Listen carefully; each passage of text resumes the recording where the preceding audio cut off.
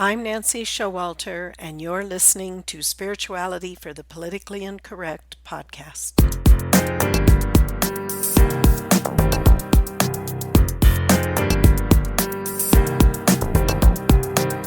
Welcome, all radical paradigm shifters and creative change makers. You who dare to create a better life and a better world. Tap into the power that resides within you and use that power for constructive change.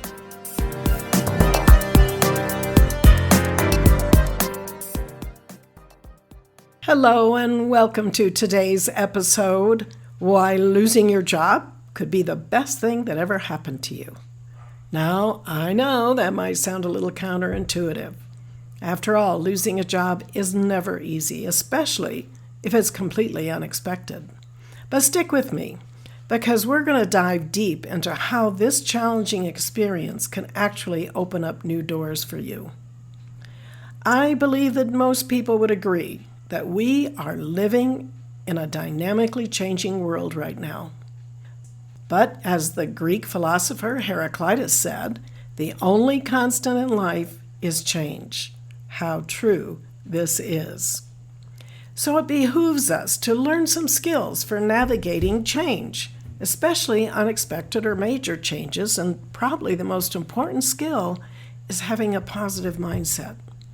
If your overall belief is that change is an opportunity for greater opportunities, then navigating the emotions when there is loss is much easier. Cultivate the mindset that every new beginning is a stepping stone toward a richer, more vibrant future. How do you develop such a mindset? Well, by going within and connecting to the divine that holds the vision and plan for your perfect life. By trusting that your higher self, made in the image and likeness of your Creator, is ultimately in control, you open the door to God's vision for your life that is far more expansive than your own. Nevertheless, if you've recently faced a job loss, whether through downsizing, redundancy, or another unforeseen change, you're likely experiencing a whirlwind of emotions. One moment you might feel like panic, and the next anger, despair, or even numbness. Especially if you've been in your role for a long time, or if your job was your only known path. It's natural to cling to the good memories of that job when the bad suddenly fades away. But today we're going to explore why it might be time to let go of those feelings and look ahead. Let's start with something important. The emotional roller coaster you're on right now is completely normal, and even with the best mindset, the shock of losing a job can make you question your self-worth, trigger self-doubt at a time when you need confidence the most.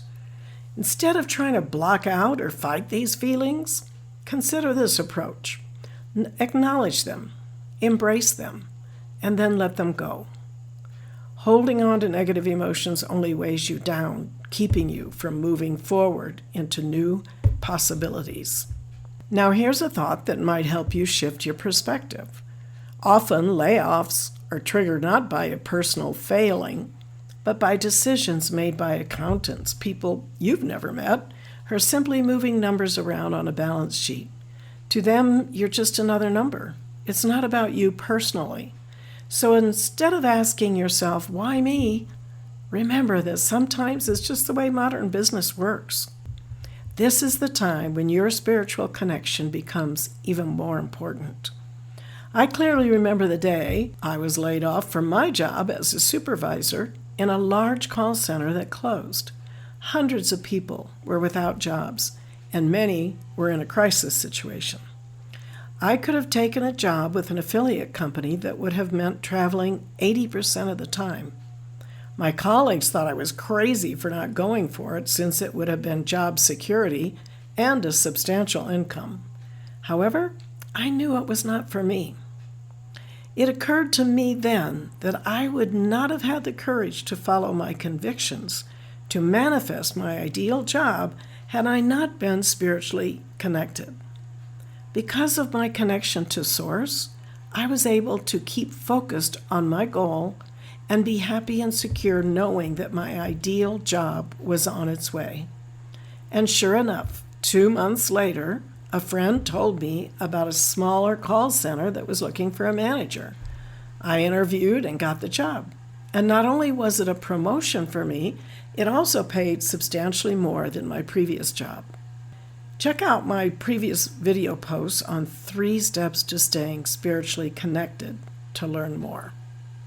Now, if you're being fired, believe it or not, this all still applies. So let's take a moment to look at the bigger picture. Heraclitus was right. Change is the only constant in our rapidly evolving world.